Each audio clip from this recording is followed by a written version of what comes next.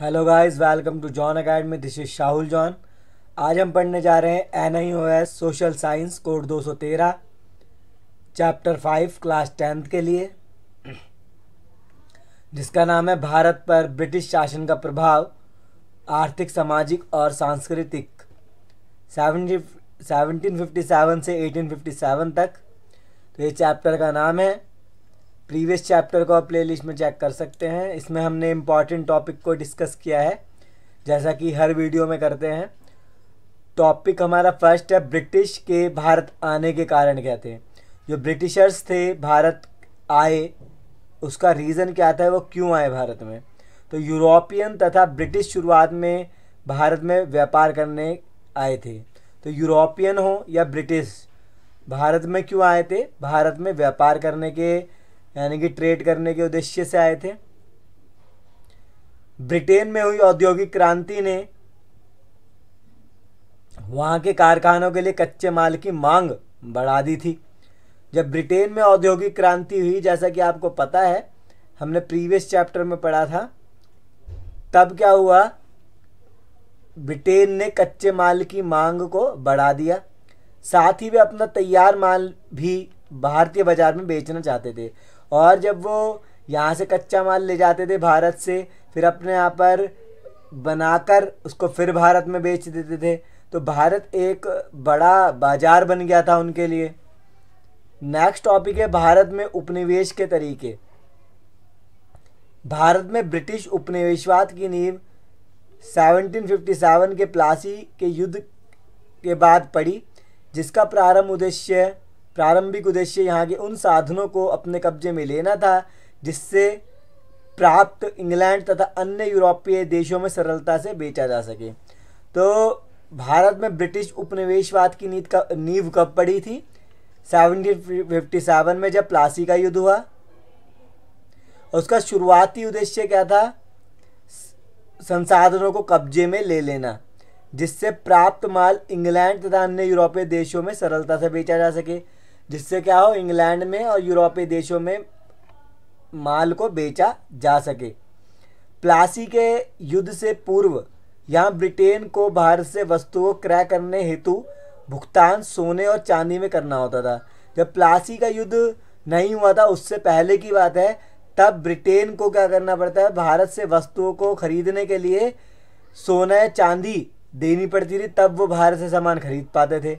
वहीं इस युद्ध के बाद ब्रिटेन को भुगतान के लिए सोने चांदी की आवश्यकता नहीं रही। जब प्लासी का युद्ध हो गया, अब ब्रिटेन को सोने चांदी की आवश्यकता नहीं पड़ती थी भारत से सामान खरीदने के लिए। अब वह भुगतान यहीं से वसूले गए धन से करता था। अब क्या करता था ब्रिटेन? यहीं से पैसा वसूलता था भारत से, और यहीं पे ही भुगतान करा करता था। यहीं से पैसा वसूलता था और यहीं से ही उन्हीं के पैसों से भुगतान कर दिया करता था। उपनिवेशवाद का मूल तत्व आर्थिक शोषण में निहित है, परंतु इसका तात्पर्य यह नहीं है कि एक उपनिवेश पर राजनीतिक नियंत्रण रखना आवश्यक नहीं है। तो जो उपनिवेशवाद है, इसका मतलब ये नहीं आर्थिक शोषण में निहित तत्व आर्थिक शोषण में निहित है। तो उपनिवेशवाद जो है किस में निहित है? आर्थिक शोषण में। इसका तात्पर्य यह नहीं कि उस पर राजनीतिक नियंत्रण, यानी कि सरकार का कंट्रोल हो, अपितु उपनिवेशवाद का मूल स्वरूप ही आर्थिक शोषण के विभिन्न तरीकों में लक्षित होता है। इसका मतलब यह है, उपनिवेशवाद का जो मेन मुद्दा क्या है कि आर्थिक शोषण हो रहा है यहाँ पर, जैसे कि भारत का ब्रिटेन आर्थिक शोषण करता था। नेक्स्ट है आंग्ल मैसूर युद्ध। हैदर अली और उसके पुत्र टीपू सुल्तान के समक्ष नेतृत्व में मैसूर एक शक्तिशाली राज्य के रूप में 18वीं सदी के उत्तरार्ध में उभरा। हैदर अली और टीपू सुल्तान के सामने जो मैसूर था, वो एक शक्तिशाली राज्य के रूप में उभरा था। कौन सी शताब्दी में? 18वीं सदी में। अंग्रेजों और मैसूर के बीच 4 युद्ध हुए थे, और अंत के चौथे आंग्ल मैसूर युद्ध 1799 में वीरतापूर्ण हार और टीपू सुल्तान की मृत्यु से मैसूर और अंग्रेजों के बीच संघर्ष का एक गौरवशाली अध्याय समाप्त हो गया। जो युद्ध टीपू सुल्तान और अंग्रेजों के बीच में हो रहा था, मैसूर के टीपू सुल्तान और अंग्रेजों के बीच में, वो युद्ध 1799 में ख़त्म हो गया था, क्योंकि टीपू सुल्तान की भी मृत्यु उस समय तक हो चुकी थी। कनारा, कोयम्बटूर और श्रीरंगापट्टनम जैसे बड़े बंदरगाह अंग्रेजों द्वारा सुरक्षित अधिकार में ले लिए गए।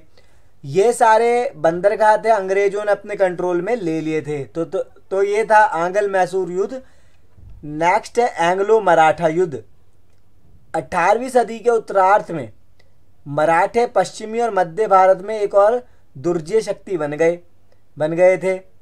यानी कि 18वीं सदी जब आई तब मराठा पश्चिम में भी और मध्य में भी बहुत शक्तिशाली बन गए थे, लेकिन आपस में सत्ता के लिए संघर्ष के कारण अंग्रेजों को उनके आंतरिक मामलों में हस्तक्षेप करने का अवसर मिला।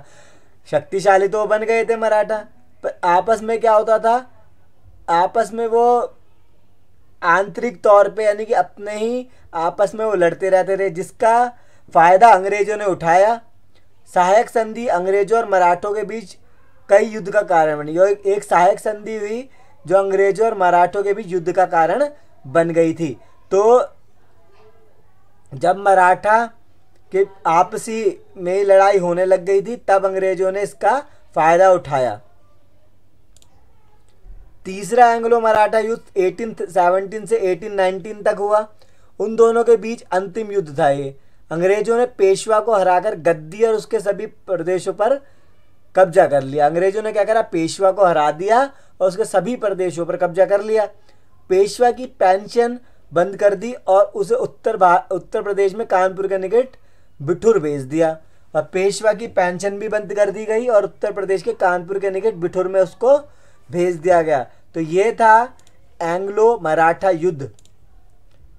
लास्ट टॉपिक है इस चैप्टर का, ये सुधार आंदोलन के प्रभाव। क्या पढ़े, राजनीतिक परिणाम। इसने यूरोप में राष्ट्रीयता की भावना को प्रोत्साहन दिया और राजाओं की निरंकुश सत्ता को मान्यता दे दी। इसने क्या करा, यूरोप में राष्ट्रीयता की भावना को प्रोत्साहन दे दिया और राजाओं की निरंकुश सत्ता को मान्यता दे दी कि अब राजा अपने मनमानी से हुकूमत कर सकते हैं। फ्रांस तथा स्पेन को छोड़कर यूरोप के अधिकांश देशों में प्रोटेस्टेंट धर्म की स्थापना हुई। फ्रांस में और स्पेन में नहीं हुई प्रोटेस्टेंट धर्म की स्थापना, बाकी सब में हुई। कैथोलिक तथा प्रोटेस्टेंट के बीच धर्म के नाम पर 30 वर्षीय युद्ध हुआ। कैथोलिक और प्रोटेस्टेंट दोनों ही क्रिश्चियंस में आते हैं। इन दोनों के बीच में 30 वर्षों तक यानी कि 1618 से 1648 तक युद्ध हुआ। धार्मिक परिणाम क्या हुआ, इस आंदोलन ने यूरोप के ईसाई देशों की एकता नष्ट कर दी। इस आंदोलन में क्या हुआ, यूरोप के ईसाई देशों की एकता नष्ट हो गई। ईसाई जगत शब्द का नामो निशान मिट गया। इंग्लैंड, स्कॉटलैंड, उत्तरी Germany, Denmark, Norway, Sweden, Netherlands के कुछ प्रदेश रोम के चर्च से अलग हो गए। यूरोप में धार्मिक सहिष्णुता और व्यक्तिगत नैतिकता का उदय हो गया।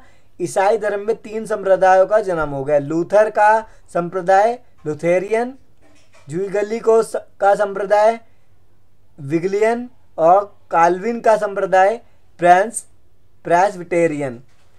तो ये था धार्मिक परिणाम। आर्थिक परिणाम क्या हुआ, इस आंदोलन ने यूरोप की अर्थव्यवस्था को भी प्रभावित किया।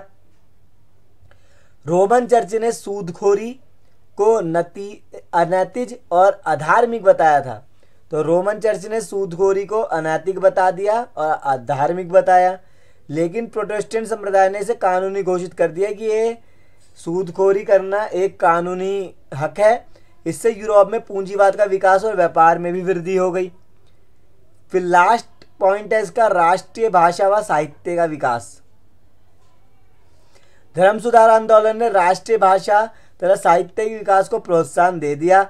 लूथर ने बाइबल का अनुवाद जर्मन भाषा में करके लैटिन भाषा के महत्व को कम कर दिया। तो लूथर ने जब बाइबल को जर्मन भाषा में लिख दिया था तब लैटिन भाषा का महत्व कम हो गया। अब धार्मिक साहित्य राष्ट्रीय भाषाओं में अनुवादित तरह प्रकाशित होने लगी। अब जो धार्मिक साहित्य उधर के ही राष्ट्रीय लैंग्वेजेस के अंदर, नेशनल लैंग्वेजेस के अंदर, राष्ट्रीय भाषा के अंदर पब्लिश होने लग गई। तो यह था सुधार आंदोलन के प्रभाव। अगर आप इसके PDF नोट्स चाहते हैं तो टेलीग्राम पर शाहुल जॉन चैनल को फॉलो करें और इस वीडियो को लाइक शेयर करना ना भूलें।